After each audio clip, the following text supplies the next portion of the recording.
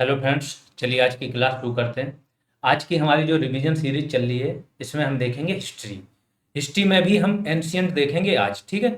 और मेडाइवल भी आपका आज ही आ जाएगा और मॉडर्न भी आ जाएगा। इन तीनों को हमने अलग अलग इसलिए कर दिया कि आपके लिए थोड़ा सा आसान हो जाएगा। जब तीनों सब्जेक्ट थे तो सबसे ब्रॉड सब्जेक्ट यही है, बहुत ज़्यादा लेंदी हो जा रहा था। तो यहाँ पे आपको आसान होगा एक एक सब्जेक्ट फिनिश करने के लिए। तो चलिए शुरू करते हैं। हाँ, ये जो रिवीजन सीरीज चल रही है, ये इतनी ज़्यादा महत्वपूर्ण होने वाली है कि आप देखोगे 50 से 60% क्वेश्चन जीएस के आपके यहीं से ही आएंगे। अगर इस सब्जेक्ट से आपके आए तो क्यों आएंगे? क्योंकि एक एक टॉपिक का एक एक पॉइंट मैं एक्सप्लेन कर दूंगा। प्लस एक टॉपिक से अगर 6-7 क्वेश्चन आ गए तो सपोज करो वो क्वेश्चन आपका पूरा जो टॉपिक है आपका पूरा कवर होने के फुल चांसेज हैं। तो चलिए शुरू करते हैं, बहुत ध्यान से पढ़ना, ठीक है। पहला है, निम्नलिखित में से किस युग में तांबे का पहली बार उपयोग किया गया था? तो ये बोल रहा है तांबे का पहली बार उपयोग किस युग में किया गया था। तो आप देखो, मध्य पाषाण की बात हो रही, ताम्र पाषाण की, पुरा पाषाण की और नव पाषाण की। ताम्र पाषाण नाम ही है उसका, ताम्र मतलब तांबा प्लस पाषाण मतलब पत्थर, इसका उपयोग हुआ। एक इसके पहले की सभ्यता है, आप जान रहे होगे सब लोग, हड़प्पा सभ्यता। इसमें किस चीज का उपयोग हुआ है? कांसे का। कांस्य युगीन सभ्यता इसको बोला जाता है। कांसे का उपयोग हुआ है। कांसा किससे बनता है? तांबा प्लस टिन से। तो जब तांबे की खोज हो गई होगी तभी तो टिन आया। तो तांबा और टिन को मिला के ही तो तभी तो इन्होंने कांसा बनाया। तो ये ध्यान रखना थोड़ा कि ये ताम्रपाषाण युग में तांबे का उपयोग हुआ है। लेकिन पहले, सबसे पहले ये माना जाता है कि सबसे पहले तांबा ही ऐसी धातु थी जिसका सर्वप्रथम उपयोग हुआ है। तो ये भी है। लेकिन इसका जो ताम्रपाषाण काल है, तो इसका जो कार्यकाल माना जाता है ना, वो 2200 या 2000 ईसा पूर्व के बाद माना जाता है। जबकि आपकी ये जो हड़प्पा सभ्यता है वो 2600 ईसा पूर्व पहले आ गई। तो ये थोड़े से अपवाद रहते हैं हिस्ट्री में, यहाँ कंफ्यूज नहीं होना, ठीक है। आगे चलते हैं, अगला क्वेश्चन देखते हैं। हड़प्पा सभ्यता के दौरान डांसिंग गर्ल नर्तकी की कास्य प्रतिभा बनाने के लिए किस तकनीक का इस्तेमाल किया गया था? ये जो गैप है इसमें भरना है आपको तकनीक का नाम, ठीक है। तो कौन सी तकनीक का इस्तेमाल किया गया था? देखो, हड़प्पा सभ्यता में जो तकनीक थी वो थी लुप्त मोम तकनीक। लुप्त मोम तकनीक क्या थी ये तकनीक? इसमें देखो, मोम का कोई भी चीज आपको बनानी, कोई मूर्ति बनानी, तो उस मूर्ति का आप पुतला बनाओगे मोम का। तो एक पुतला आपने ऐसे करके बना लिया। अब इसको क्या है, इसके चारों तरफ से फिर मिट्टी से इसको छाप दोगे। अब क्या करोगे, इसमें होल रख देते हो, होल कर देते हो, फिर इस मिट्टी को गर्म करते हो। तो मोम जो है आपकी, वो निकल जाती है पिघल के। मोम पिघल के निकल जाएगी, आपके पास क्या आ जाएगा? सांचा आ जाएगा। उस सांचे में आप कोई भी धातु आप पिघला के डालो, वो धातु उस सांचे का रूप ले लेगी। तो इस तरीके से लुप्त मोम तकनीक का ये लोग इस्तेमाल करते थे। कहाँ है? मोम लोपी ढलाई। आगे आते हैं। और ये डांसिंग गर्ल की जो प्रतिमा है, ये कहाँ से मिली है? मोहनजोदड़ो से। जितनी भी प्रतिमाओं की बात होगी, चाहे वो मोहर पे होगी, मोहर पे बनी हुई है, जैसे आपकी एक सिंगी गैंडे की, है ना, पशुपति शिव की, ये सारी जो है ना प्रतिमाएं आपको मोहनजोदड़ो में ही मिलेंगी। केवल एक पुजारी की मूर्ति जो है आपकी, वो मिलेगी आपको कहाँ से? मोदी जी जैसे दिखते हैं जो पुजारी की मूर्ति है ना, बिल्कुल मोदी जी जैसे दिखेंगे, ठीक है। तो इनकी मूर्ति कहाँ से मिली? हड़प्पा से। तो ये ध्यान रखना। आगे चलते हैं।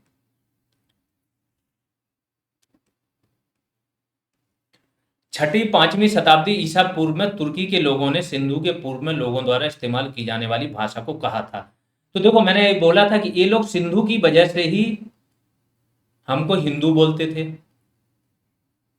ठीक है। और जो भाषा बोली जाती थी उनको बोला जाता था हिंदवी। आगे चलते हैं।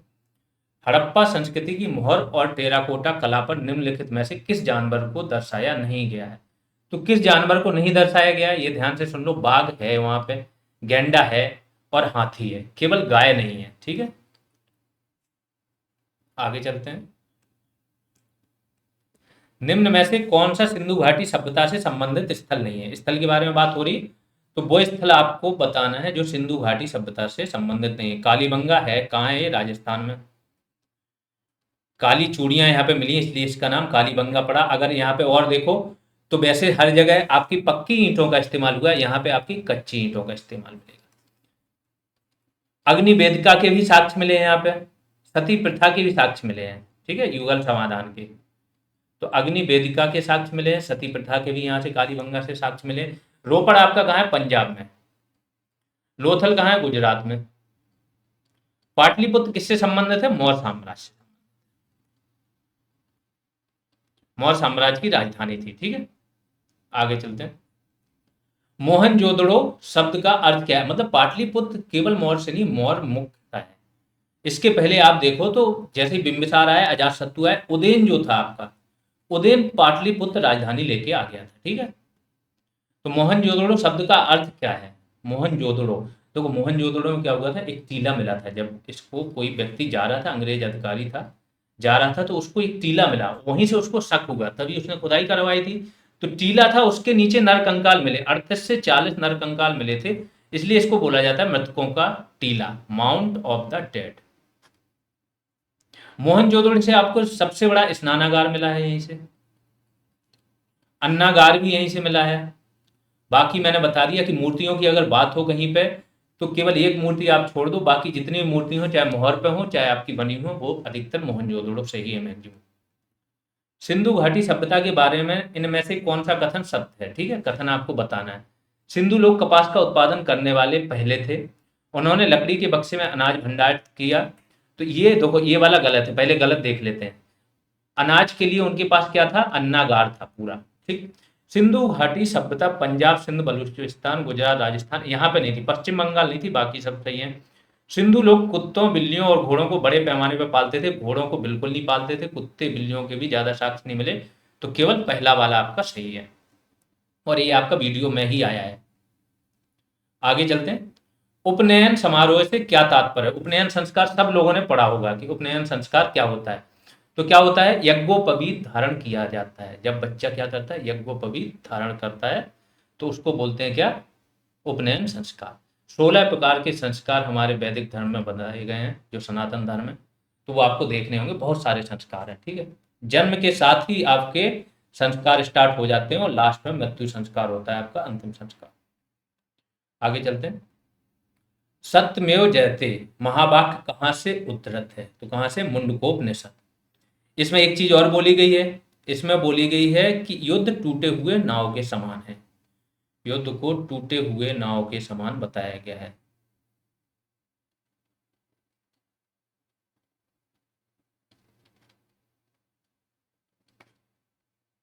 आप लोग फीडबैक जरूर देना कि ये सीरीज कैसी लग रही हो, कहीं पे कोई भी प्रॉब्लम हो, आपको कुछ भी चाह रहे हो आप बताना, हम उस पर वीडियो ले आएंगे। ठीक है, मेन मकसद ये है कि आपके जितने भी मैक्सिमम मार्क्स आ सकें वो आने चाहिए। आगे आते हैं। वेदों के गद्य प्रकरण को क्या कहते हैं? तो वेदों का गद्य प्रकरण क्या है आपका? ब्राह्मण। जो वेद हैं उनको ही सरल भाषा में लिखा गया है, उसके कर्मकांड जितने भी हैं वो यहाँ पे आ गए हैं ब्राह्मण ग्रंथों में। ठीक है, ब्राह्मण ग्रंथ आपको सबको पता होंगे। सबसे पहले ऋग्वेद का कौन सा है? ऐतरेय कौशिक। सामवेद का कौन सा है? तांडव जैमिनी। इसके बाद आपका यजुर्वेद का कौन सा है? शतपथ शुक्ल यजुर्वेद का है, और तैतरीय कृष्ण यजुर्वेद का है। ठीक है, और गोपथ आपका कौन सा है? किसका है? आखिरी वाले का, अथर्ववेद का। अथर्ववेद में जादू टोनों की बात की गई है, कृषि की बात की गई। ठीक है, ये सारी चीजें बात हुई है। ऋग्वेद में आपका क्या है? सूक्त है, 1028 सूक्त है। आगे चलते हैं। निम्न में से कौन सा ज्ञान के सिद्धांत पर बल देता है? तो ज्ञान के सिद्धांत पर कौन सा बल देता है? उपनिषद।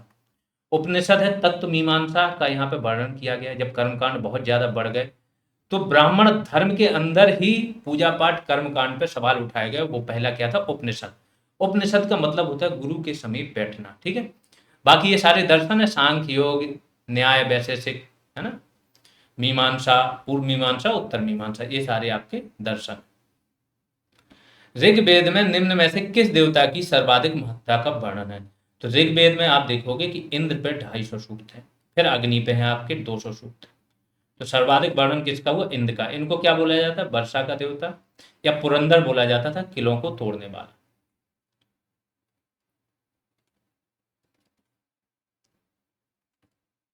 इसके बाद वरुण। वरुण किसके देवता थे? आपके जल देवता। अग्नि को बोला जाता था कि ये देवताओं मनुष्यों के बीच मध्यस्थ का काम करते हैं। ठीक है, कोई भी पूजा वगैरह होती है, अग्नि का जो उपयोग होता था देवताओं को पाने के लिए। और शिव तो रुद्र थे। तो ये जो शिव देवता आए आपके, ये आए हैं आपके उत्तर वैदिक काल में। प्राचीनतम वेद कौन सा? ऋग्वेद। इसमें किसी को कोई शक नहीं होना चाहिए, है ना। 10 मंडल है इसमें। जो तीसरा मंडल है उसमें क्या है? गायत्री मंत्र का वर्णन है। 10वां मंडल जो है आपका, उसके पुरुष सूक्त से ही आपकी वर्ण व्यवस्था का जन्म हुआ है।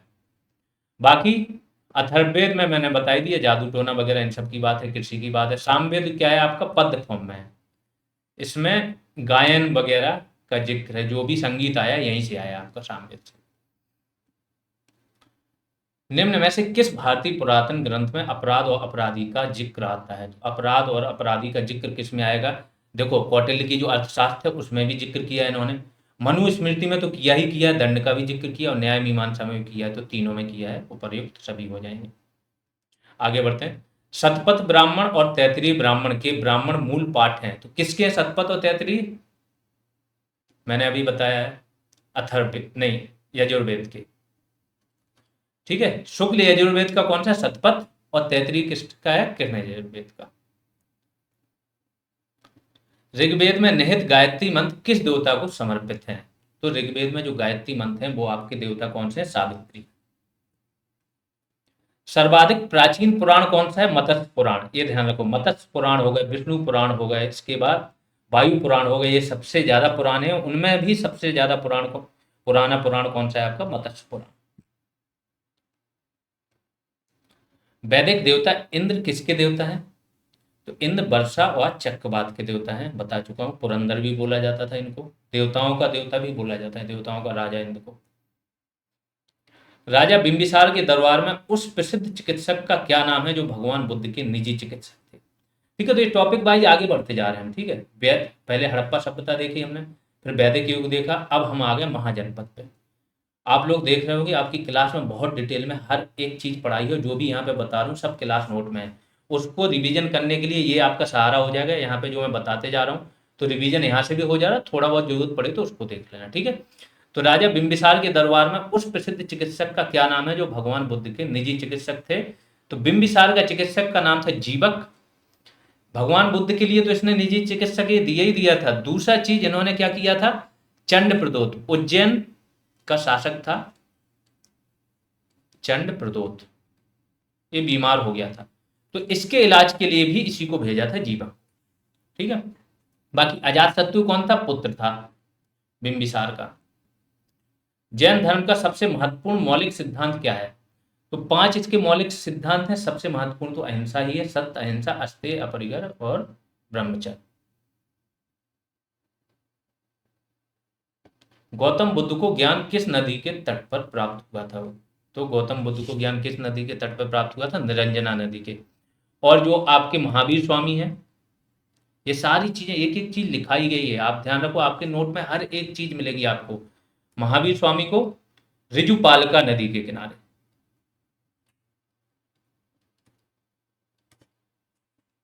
आगे आते हैं। गौतम बुद्ध ने सारनाथ में अपना पहला उपदेश किस मुद्रा में दिया था? तो इसको तो बोला ही जाता है, जब वो उपदेश देते हैं, 5 देखो 5 ब्राह्मण होते हैं, उन्हें पहला उपदेश देते हैं। ये ब्राह्मण कहाँ से आते हैं, जब ये बोध गया में बैठे होते हैं तो ब्राह्मण इनका साथ छोड़ के भाग आते हैं। ठीक है, ये खाना पीना खाने लगते हैं तो ब्राह्मण भाग आते हैं। क्या होता है, खाना पीना छोड़ देते हैं तो ये जाते हैं एक नदी में पानी भरने, उसी में डूबने लगते हैं। एक स्त्री आती है तो इनका पैर पकड़ के खींच के इनको बचाती है। तब इनको बुद्ध को समझ में आ जाता है कि अति नहीं करनी, किसी चीज में एक्सट्रीम नहीं जाना है। यही सारे स्टूडेंट्स को मैं बोलता हूँ कि जो बौद्ध धर्म है ना, हमें बहुत ज्यादा प्रैक्टिकली सिखाता है। जो भगवान बुद्ध को लाइट ऑफ एशिया क्यों बोला जाता है, बहुत प्रैक्टिकल पर्सन थे।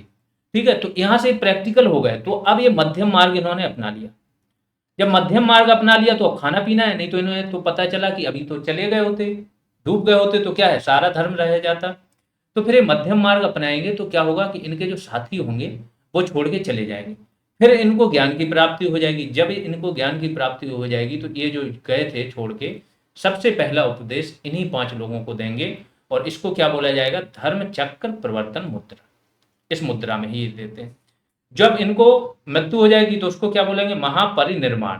और जब ये घर छोड़ के आएंगे उसको क्या बोला जाएगा, महाभिनिष्क्रमण। तो इस तरीके अलग अलग प्रतीक है, मैंने हर चीज कराई हुई है, आप देख लेना एक बार। निम्नलिखित में से किस स्थान पर प्रथम बौद्ध संगीति का आयोजन किया? चारों बौद्ध संगीति बताए दे रहा हूं। सबसे पहले राजगृह,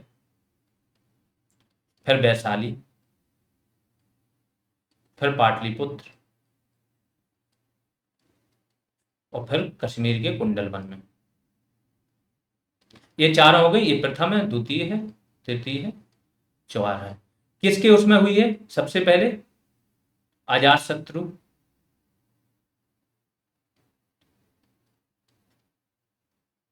इसके बाद कालाशोक, फिर अशोक, और इसमें अश्वघोष और वसुमित्र रहते हैं किसके, कनिष्क के काल। यहां पे आपका अध्यक्ष कौन रहेगा, महाकश्यप।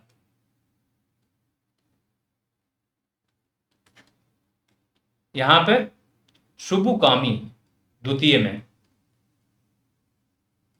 तीसरे में रहते हैं आपके मोगली पुत्र तिस्र, और चौथे में आपके कौन रहते हैं, अश्वघोष और वसुमित्र। बस जो अश्वघोष रहते हैं वो क्या रहते हैं, आपके उपाध्यक्ष रहते हैं, और वसुमित्र रहते हैं अध्यक्ष रहते हैं। अश्वघोष को ये पेशावर पे कनिष्क हमला करता है, पेशावर से बुद्ध का भिक्षा पात्र और अश्वघोष को लेके आता है। ठीक है, तो ये पूरी स्टोरी है।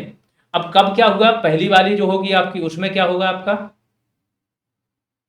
यहां पे आपके क्या क्या बनेंगे, सूत पिटक और विनय पिटक, इनकी रचना हो जाएगी। इसके बाद द्वितीय में क्या होगा, सौत्रांतिक और महाभाषिक, दो उसमें बट जाएगा ये जो बौद्ध धर्म है। तृतीय में क्या होगा आपका, अभिधम्म पिटक की रचना होगी, मोगली पुत्र तीर्थ करेंगे। और चतुर्थ में आपका क्या होगा, बौद्ध धर्म हीनयान और महायान में बट जाएगा। ये सारी जितनी भी आपकी हो सकती थी सारा मैंने बता दिया डिटेल। तो इसमें से देख लो, प्रथम बौद्ध संगीति का आयोजन कहाँ पे किया गया, राजगीर या राजगृह इसको बोला जाता था। छठी शताब्दी ईसा पूर्व में जैन और बौद्ध ग्रंथों में कितने महाजनपदों का उल्लेख किया गया है, 16 महाजनपदों का उल्लेख किया गया है। कहां पर, किस निकाय में, अंगुत्तर निकाय। बौद्ध ग्रंथ है देखो, एक दीर्घ निकाय, फिर मज्जिम निकाय, इसके बाद खुंदक, अंगुत्तर, और बीच में है संयुक्त निकाय। तो जो अंगुत्तर निकाय है, इसमें 16 महाजनपदों का जिक्र किया गया कि 16 महाजनपद थे। जनपद मतलब, जनपद एक छोटी इकाई थी और जब बड़ी इकाई बन गई तो महाजनपद। पहले क्या थे आपके, जन, जन से बना जनपद, उसके पहले कबीला थे। ठीक है, तो कबीले आपके जन में परिवर्तित हुए, जन आपके जनपद में, जनपद फिर महाजनपद। और अंगुत्तर निकाय आपका जो बौद्ध ग्रंथ है इसमें इसकी जानकारी मिलेगी, और जो जैन ग्रंथ है भगवती सूत्र, इसमें इसकी जानकारी। आगे चलते हैं। उस स्थान का नाम बताएं जहां बौद्धों की मान्यता के अनुसार गौतम बुद्ध ने अपनी मृत्यु के बाद परिनिर्वाण प्राप्त किया था। तो कौन सा स्थान है, कुशीनगर, है ना। और जो महावीर स्वामी है उनको कहा पावापुरी में मिला था। दोनों मल्ल गणराज्य जो था उसमें आते थे। मल्ल गणराज्य में आते थे। ये जो है आपके भगवान बुद्ध, इन्होंने क्या किया था कि ये पावापुरी में जाके पहले इन्होंने सूख साधन, इसमें क्या होता है, जो किसी उस व्यक्ति ने इनको सुअर का गोश्त खिला दिया था और वही अपच कर गया, जो भी हो गया, तो फिर इनकी मृत्यु हो गई थी कहाँ पे, कुशीनगर। आगे चलते हैं। पाली में बौद्ध ग्रंथों को आमतौर पर त्रिपिटक यानी थ्री फोल्ड बास्केट कहा जाता है। इनमें से कौन सा त्रिपिटकों में से नहीं है, तो अभी मैं बता चुका हूँ, शुद्ध पिटक, विनय पिटक और अभिधम्म पिटक। 3 पिटक हैं। शुद्ध पिटक में क्या है, बुद्ध की शिक्षाएं, इसमें बौद्ध भिक्षुओं हेतु नियम का, नियम धियम आचार संहिता, इसका वर्णन है। और अभिधम्म पिटक क्या है आपकी, दार्शनिक आधार है, तत्व मीमांसा का वर्णन है इसमें। ठीक है, त्रिपिटक निम्नलिखित में से किससे संबंधित है, फिर से वही क्वेश्चन रिपीट हो गया, बौद्ध धर्म से। बोध गया एक महत्वपूर्ण बौद्ध तीर्थ केंद्र क्यों है, क्योंकि गौतम बुद्ध को यहाँ से क्या हुआ था, ज्ञान की प्राप्ति हुई थी। तो गौतम बुद्ध ने ज्ञान प्राप्त करने के लिए यहाँ अपना पहला के बाद यहाँ अपना पहला उपदेश दिया था, नहीं ये तो गलत हो जाएगा, केवल ज्ञान प्राप्त किया था। पहला उपदेश कहाँ दिया था, सारनाथ में, सारनाथ के ऋषि पतन के मृगदाव में। ठीक है, तो गौतम बुद्ध ने यहाँ ज्ञान प्राप्त किया था। अगला चलते हैं, सब आपके इसी में ही आए हैं वीडियो एग्जाम में।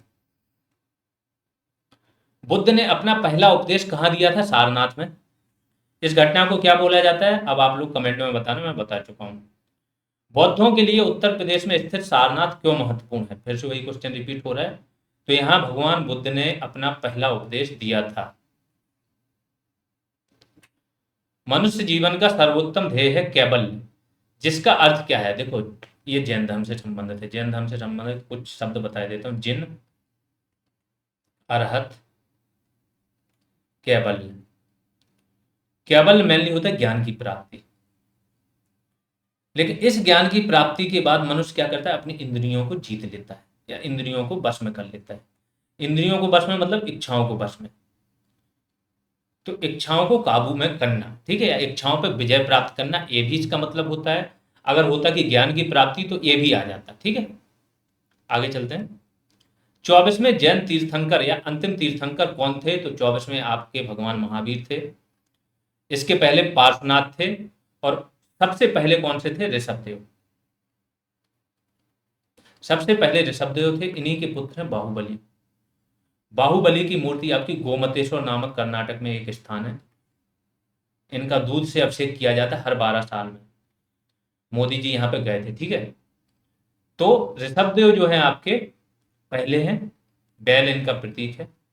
बाकी 23 में ये हैं।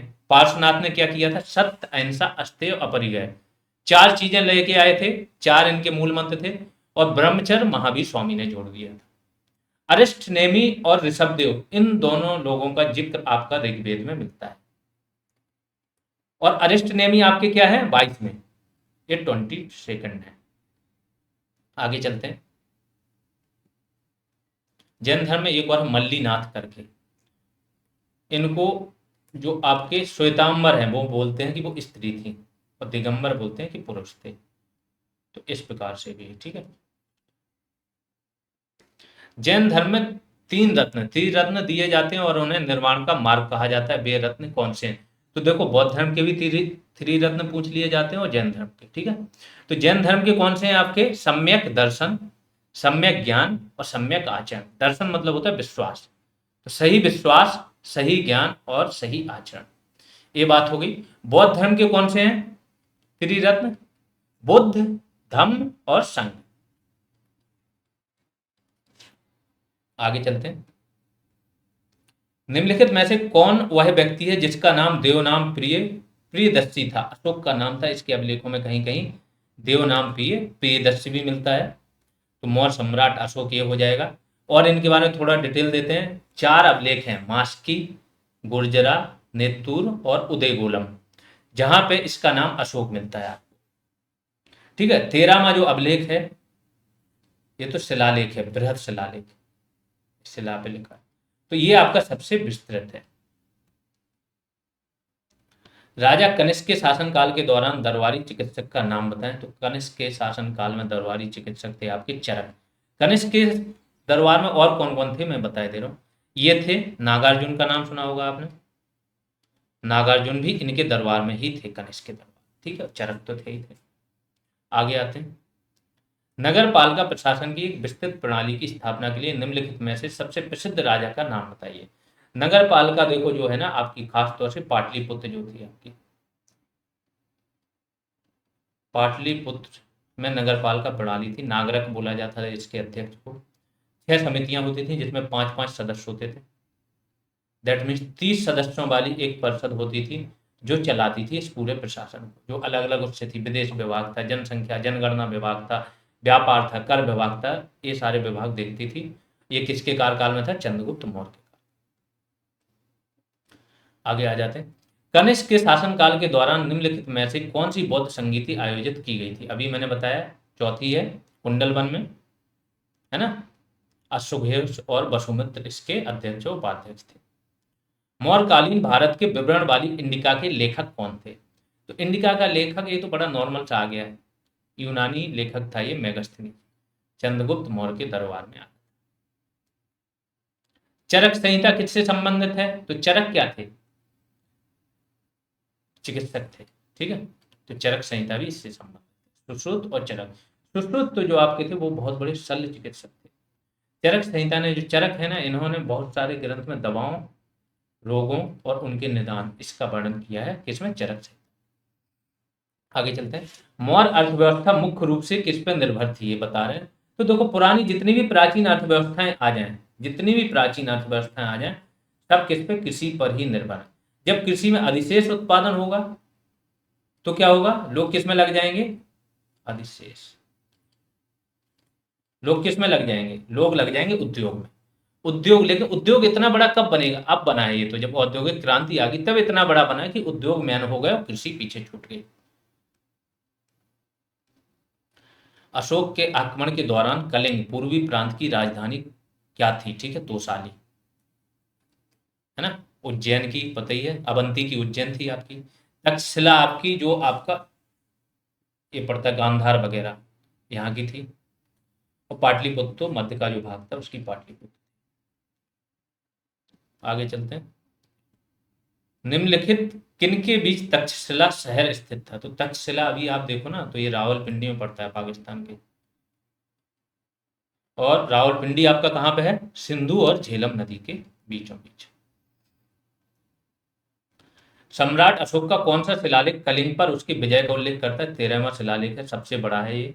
यही बताता है कि इसकी पहले उसने कलिंग विजय की, बड़े पैमाने पे जन संहार किया, इसके बाद उसका हृदय पिघला, उसने बौद्ध धर्म अपना लिया। ठीक है। द्वितीय अभिलेख में उसके पड़ोसी राज्य हैं चोल चेर पांड्य, उसकी बात होती। पहले अभिलेख में वो बोलेगा कि पशु हत्या को बैन करो, उसने भी मोर वगैरह जो है केवल सप्ताह में एक दिन कटता था, फिर ये सारी चीजों की बात है। ठीक है। पांचवें अभिलेख में धम्म महामात्र नामक अधिकारी की बात होगी।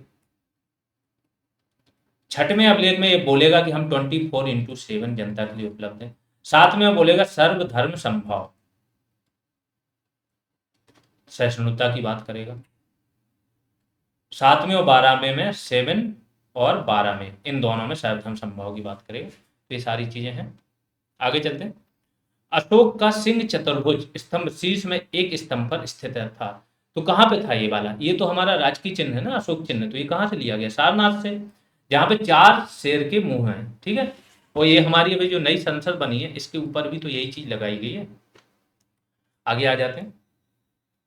चंद्रगुप्त मौर्य के इस प्रसिद्ध राजनीतिक सलाहकार को निम्नलिखित सभी नामों से जाना जाता था। इसके अलावा तो एक नाम है जिससे उसको नहीं जाना जाता था, बाकी सबसे जाना जाता है। ये कौन था? चाणक्य, विष्णुगुप्त, ये भी सही है, कौटिल्य, ये तीनों सही हैं। समुद्रगुप्त नाम से नहीं जाना जाता। समुद्रगुप्त कौन सा हो गया? ये मौर्य वंश के राजा हैं। समुद्रगुप्त क्या था आपका? गुप्त वंश का। जो चंद्रगुप्त प्रथम है उसका पुत्र था और द्वितीय का पिता था समुद्रगुप्त। दी गई जानकारी से राजवंश की पहचान करें। पुष्यमित्र ने इस वंश की स्थापना की। उनके प्रभुत्व दक्षिण में नर्मदा नदी तक फैले थे और पाटलिपुत्र, अयोध्या, विदिशा, मतलब पुष्यगुप्त जो है ना, पुष्यमित्र शुंग, उसने किस वंश की स्थापना की, ये पूछ रहे हैं। ठीक है। आगे ये बहुत सारी चीजें बता रहे हैं कि उन्होंने बैक्ट्रियन राजा डेमेट्रियस को भी हराया है। बिल्कुल। अश्वमेघ यज्ञ किए, किसकी सहायता से किए थे? मैं बता दे रहा हूँ, पतंजलि की सहायता से किए थे। 2 अश्वमेघ यज्ञ किए थे। कहाँ से मिलती है जानकारी? ये देखना, यूपी के एग्जाम में पूछा जाता है। जो अयोध्या अभिलेख है, अयोध्या अभिलेख, यहां से जानकारी मिलती है कि पुष्यमित्र शुंग ने क्या किया था? 2 अश्वमेध यज्ञ किए थे।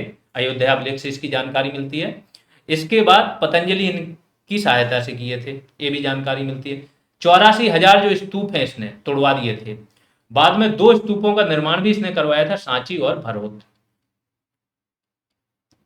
इसके पुत्र का नाम क्या था? अग्निमित्र शुंग। ब्राह्मण वंशी राजा था और ब्राह्मण धर्म या हिंदू धर्म का पुनरुद्धारक भी इसको बोला जाता है। ठीक है। तो अग्निमित्र पे कालिदास ने इसकी एक पुस्तक लिखी है, मालविकाग्नि मित्रम। तो इसके पुत्र की प्रेम कथा ही है उसमें। ठीक। और जो पतंजलि का गौरव ग्रंथ है महाभाष्य, वो पाणिनि की किस पे? अष्टाध्यायी पे। ये सारी चीजें तो अब समझ में आ गया होगा। शुंग राजवंश की इसने स्थापना। प्राचीन भारत के महान व्याकरणविद पतंजलि किसके समकालीन थे? तो अभी अभी बात हुई पुष्यमित्र शुंग के समकालीन। मनुस्मृति भी इसी के काल में लिखी गई, पुष्यमित्र शुंग के काल का। कनिष्क प्रथम के शासनकाल के दौरान कौन सा प्रसिद्ध आयुर्वेद विद्वान रहता था? तो धनवंतरी। नहीं, कनिष्क की बात हो रही ना, धनवंतरी थे आपके, ये किसमें थे? चंद्रगुप्त द्वितीय, विक्रमादित्य जिसको बोला जाता है। इसके टाइम में चरक थे आपके, कनिष्क के काल में। अभी मैंने बताया चरक और नागार्जुन। आगे चलते हैं। निम्नलिखित में से किस शासक के दरबार में बहुत से विद्वानों को नवरत्न के रूप में अलंकृत किया गया था? नवरत्न इसी में थे, विक्रमादित्य या चंद्रगुप्त द्वितीय। नवरत्न थे कालिदास, बेताल भट्ट, घटकरपर, बररुचि, शंकु, ये सारे लोग थे। ठीक है। तो चंद्रगुप्त द्वितीय। आगे चलते हैं। धनवंतरी भी वहीं पे ही थे जो मैंने बात की आपसे। विशाख दत्त ने कौन सी पुस्तक लिखी? मुद्रा राक्षस। मौर्य वंश की इसकी पुस्तक से मौर्य वंश की जानकारी मिलती है। उसमें इसने वर्णन किया है कि ये जो है, जो मौर्य थे वो शूद्र थे, इसमें वर्णन किया इसने। ठीक है। तो इसमें देख लेते हैं किस भाषा में लिखी गई, संस्कृत भाषा। पाली भाषा में क्या लिखे गए आपके देखोगे, बौद्ध ग्रंथ जितने हैं ना, पाली भाषा। भगवान बुद्ध ने भी पाली में उपदेश दिए। प्राकृत जो भाषा है, प्राकृत भाषा में क्या लिखे गए हैं आपके, जैन ग्रंथ, या जो महावीर स्वामी है उन्होंने प्राकृत भाषा में उपदेश दिए। तमिल भाषा में संगम साहित्य लिखा गया, तोल कप्पियम, तोल कप्पियर, है ना, शिल्पाधिकारम, मणिमेखलय, ये सब चीजें लिखेंगे तमिल में। आगे देख लेते हैं। मेगास्थनीज जिसने भारत के बारे में प्रसिद्ध ग्रंथ इंडिका लिखी है, वह मूल रूप से किस देश का था। तो मेगास्थनीज कहां से आया था, यूनान से, ग्रीस जिसको बोला जाता है। आगे चलते हैं। मंदिर की बात हो रही है। एक मंदिर है जो एलोरा, महाराष्ट्र में स्थित एक प्राचीन हिंदू मंदिर है जो चट्टानों को काटकर बनाया गया सबसे बड़े मंदिरों में से एक है। ये तो आज तक का अजूबा है, पहाड़ को ऊपर से काट के पूरा मंदिर का रूप दे दिया गया। राष्ट्रकूट वंशी शासक था कृष्ण प्रथम, इसने बनवाया था। मंदिर का नाम था कैलाश। तो एलोरा का जो कैलाश मंदिर है उसकी बात। मथुरा कला स्कूल कब अपने शिखर पर पहुंचा। दो कला का देखो, तीन कला की शैलियां हैं, गांधार, मथुरा और अमरावती। गांधार हो, ये पाकिस्तान वाला रीजन है, ठीक है। मथुरा कला शैली मथुरा वाले क्षेत्र में है, सारनाथ तक फैली हुई है। अमरावती शैली आपकी आंध्र प्रदेश में। तो ये जो गांधार शैली है आपकी, गांधार और मथुरा, इन दो को संरक्षण दिया है कनिष्क ने खासतौर से, कुषाण वंशी शासकों ने। अमरावती को दिया है सातवाहनों ने। अब कौन सी शैली में क्या होता है, भगवान की कौन सी, बस इतना जान लो कि मथुरा में तीनों धर्म की, बौद्ध, जैन और हिंदू, तीनों धर्मों की मूर्तियां मिल जाएंगी आपको। गांधार में केवल बौद्ध मिलेगा और अमरावती में भी केवल बौद्ध मिलेगा, ठीक है। तो मथुरा कला स्कूल कब अपने शिखर पर पहुंचा है, कुषाण काल में, कनिष्क के काल। आगे चलते हैं। भारत में नवपाषाण काल गुफा चित्रकारी कहाँ मिलती है। तो नवपाषाण काल की गुफा चित्रकारी आपको कहाँ मिलेगी, भीमबेटका की गुफा में। आगे चलते हैं। प्राग ऐतिहासिक काल की चित्रकारी वाली प्रसिद्ध पंचमुखी गुफाएं निम्न में से किस जिले में स्थित हैं। तो प्रसिद्ध पंचमुखी गुफाएं आपकी कहां पे हैं, सोनभद्र में। सोनभद्र में जो आपकी पहाड़ी है, ठीक है, जो कैमूर श्रेणी है आपकी, उसमें मिलेगी, विंध्याचल श्रेणी। तो प्रसिद्ध पंचमुखी गुफाएं यहाँ पे स्थित हैं। और एंशियंट आज आपकी खत्म हो गई। एंशियंट के जितने भी इंपॉर्टेंट क्वेश्चन थे जो अब तक आए थे, सारे हमने कवर करा दिए, ठीक है। अब देखेंगे हम मॉडर्न में, थोड़ा कम ले लेंगे क्योंकि मॉडर्न में बहुत ज्यादा क्वेश्चन है जो आपके आए हुए हैं। तो हर टॉपिक से वो उठा लेंगे कि आपके सारे टॉपिक खत्म हो जाएं। जिन लोगों ने सब्सक्राइब नहीं किया वो चैनल सब्सक्राइब कर लें। आगे आप कुछ भी पढ़ाई कर रहे हो, यूपी का कोई भी एग्जाम दे रहे हो, समझ लो ये चैनल इतना ज़्यादा आपके उसमें योगदान देगा कि आप कहीं पर भी फीस दे के बैठ जाओ, कुछ भी उससे ज़्यादा ही योगदान यहाँ से मिलेगा। चैनल सब्सक्राइब कर लें, शेयर करते रहें। जीएस रिवॉल्यूशन करके ऐप होगा प्ले स्टोर पे, उसको आप डाउनलोड कर सकते हो। किसी भी वीडियो के पिन कमेंट में जाएंगे, वहाँ से सारी जानकारी मिल जाएगी। जिसको जो भी बैच ज्वाइन करना है, बैचों की भी जानकारी है। अभी के लिए इतना ही, धन्यवाद।